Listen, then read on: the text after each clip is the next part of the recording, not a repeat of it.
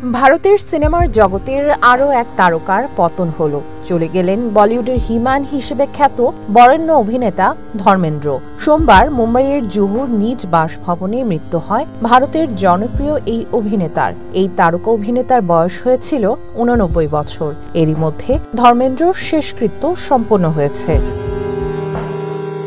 দীর্ঘদিন ধরেই বার্ধক্যজনিত অসুস্থতায় ভুগছিলেন বর্ষিয়ান এই অভিনেতা। গত মাসের শেষের দিকে ধর্মেন্দ্রর শারীরিক অবস্থার অবনতি হলে মুম্বাইয়ের ব্রিচ ক্যান্ডি হাসপাতালে নেওয়া হয় তাকে। গত ১১ নভেম্বর তার মৃত্যুর গুঞ্জন ছড়ায় সামাজিক যোগাযোগ মাধ্যমে, কিন্তু জল্পনা কল্পনা উড়িয়ে দিয়ে চিকিৎসা শেষে সুস্থ হয়ে বাড়ি ফেরেন ধর্মেন্দ্র।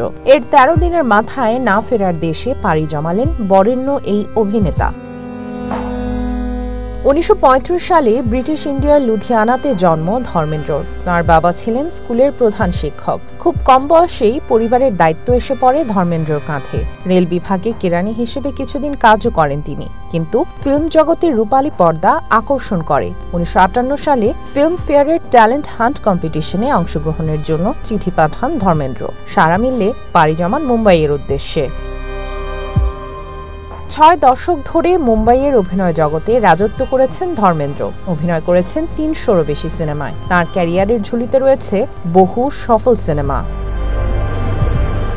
১৯৬০ সালে দিল ভি তেরা হাম ভি তেরে চলচ্চিত্রের মাধ্যমে বলিউডে অভিষেক হয় ধর্মেন্দ্রর, যদিও সিনেমাটি বক্স অফিসে ব্যর্থ হয়। পরবর্তীতে শোলা অর শবনম ছবি সাফল্যের মুখ দেখে। তারপর আর পেছনে ফিরে তাকাতে হয়নি। ১৯৬৬ সালে ফুল ও পত্থর ছবির সঙ্গে তিনি বলিউডের ১ নম্বর অ্যাকশন হিরো হয়ে ওঠেন। এরপর একে একে জীবন মৃত্যু, ইয়াদো কি বারাত, চরস, চুপকে চুপকে, সীতা और গীতা, শোলে, দোস্ত, আজাদ, দি বার্নিং ট্রেনের মতো সুপারহিট সিনেমা উপহার দেন। ২০১২ সালে ভারতীয় সিনেমায় অসামান্য অবদানের জন্য পদ্মভূষণ সম্মানে ভূষিত করা হয়েছিল ধর্মেন্দ্রকে।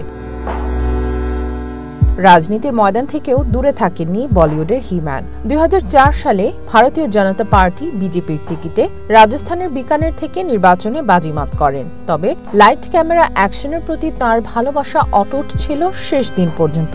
করণ জোহর পরিচালিত রকি और রানী কি প্রেম কাহিনী চলচ্চিত্রে ৮৭ বছর বয়সেও নজর কেড়েছেন ধর্মেন্দ্র।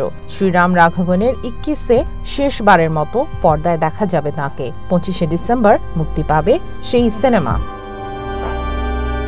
ধর্মেন্দ্র মৃত্যুতে শোকের ছায়া নেমে এসেছে ভারতের বিনোদন জগতে। এই কিংবদন্তি অভিনেতার জীবনাবসানে শোক প্রকাশ করেছেন রাষ্ট্রপতি দ্রৌপদী মুর্মু এবং প্রধানমন্ত্রী নরেন্দ্র মোদী।